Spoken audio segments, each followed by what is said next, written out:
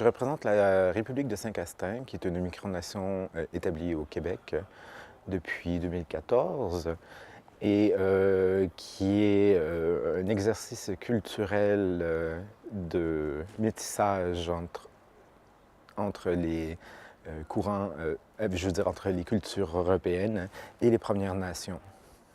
Les Premières Nations, on parle des Amérindiens, évidemment. En fait, c'est vraiment plus un exercice culturel, vraiment essayer d'adapter au temps moderne, faire entrer l'identité native des Amériques dans un contexte plus contemporain. L'utilisation des langues autochtones est très importante dans le contexte de la République de Saint-Castin.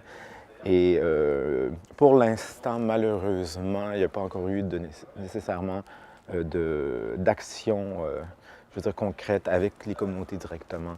Mais cela fait partie des projets à venir dans la prochaine année, en fait. J'avais pensé peut-être organiser une soirée contes et légendes parce que les nations autochtones sont très marquées par la culture orale.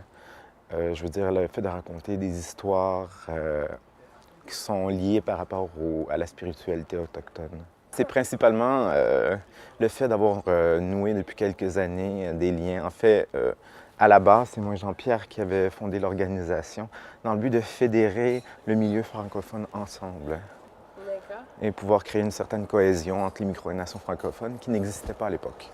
Ça a été très constructif. Ça m'a permis de tisser des liens avec différentes micronations, différents dirigeants micronationales qui partagent en même temps les mêmes idéaux au niveau des droits de l'homme, au niveau des cultures, au niveau du côté plus progressiste, d'inclusion, une certaine cohésion, une fraternité.